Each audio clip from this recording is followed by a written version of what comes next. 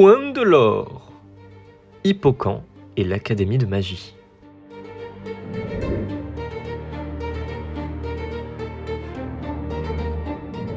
Hippocampe est une ville aux couleurs changeantes, littéralement. D'un moment donné à un autre de la journée, vous pouvez repasser dans une rue et toutes les couleurs, les odeurs, les sensations, la substance même de la lumière sera différente. Et pour cause, l'Académie de magie est à quelques pas de la cité. Et la magie règne en Hippocampe. Ses couleurs et ses odeurs oscillent, du blanc au orange, des odeurs de livres, des odeurs de brûlé, des odeurs que certains qualifieraient de fleurs au printemps. Des fois, les rues prennent des teintes violettes, des teintes rouges, des teintes roses, des teintes marron et même des teintes jaunes. Mis à part cette curiosité, ce qui frappe dans la ville d'Hippocampe, c'est la présence de la magie, non pas par les couleurs, mais dans la vie du quotidien. Que ce soit les cordonniers, les artisans de rue, les réparateurs, ici, tout est magique.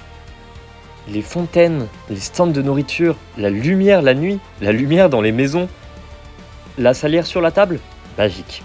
La ville se distingue également par ses nombreuses bibliothèques, ses musées dédiés à l'histoire du passé, à des métiers en particulier ou à des thèmes variés et divers tels que des animaux anciens. Encore de par la grande tour centrale au centre de la ville, de laquelle dirige le vice-mage Laser Igol. Car en effet, la magie n'est pas seulement mondaine en Hippocampe, c'est l'Académie de magie qui règne sur la ville et qui y place ses élus.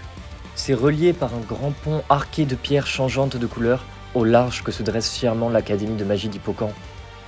Bien que la plupart des gens préféreront prendre une barge, la traversée du pont prenant plusieurs jours.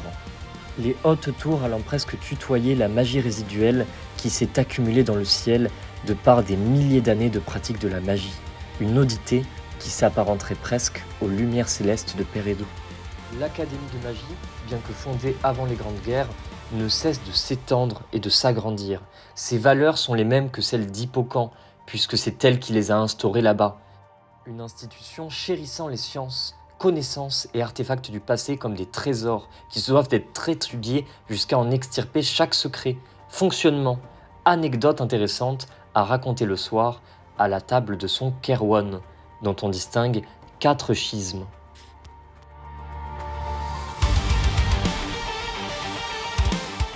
Le fausse Kerwan, un Kerwan de mages qui se veulent de protéger la population en éradiquant les aberrations de ce monde, et à qui on doit, entre autres exemples, la disparition des flagelleurs mentaux en Misala. Un Kerwan notamment rejoint par des membres illustres tels que Laser Igol, le vice-archimage actuel, ou encore Balthazar Salizar. Ils se vêtissent de blanc avec des éclats de jaune, les mêmes couleurs que l'Ordre d'Or de Perdou et la milice de l'Ordre d'Or de Fortif. Le Pan Kerwan, un Kerwan de mages qui se veulent de découvrir les secrets du passé, d'en excaver les sorts et de protéger la culture aussi bien d'Hippocampe, de l'Académie et celle des peuples du monde, des érudits mange-livres qui sont aussi des répertoires ambulants des lois de l'Académie et de son fonctionnement interne. Un Kerwan rejoint par des membres illustres tels que Alarion MacGuffin ou encore Sana Alou. Ils se vêtissent de marron avec des éclats de bleu, couleur de la sagesse et de la vérité.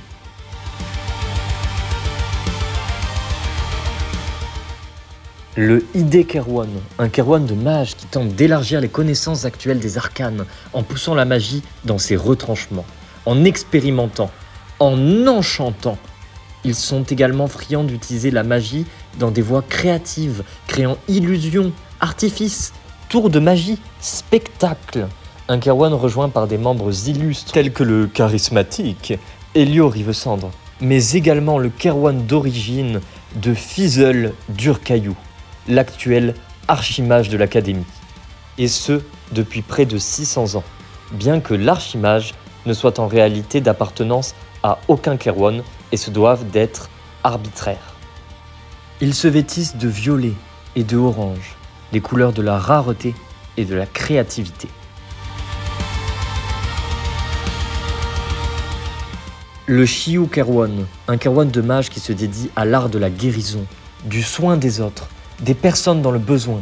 Il s'agit d'un Kerwan qui s'axe sur l'empathie, l'abandon de soi pour les autres.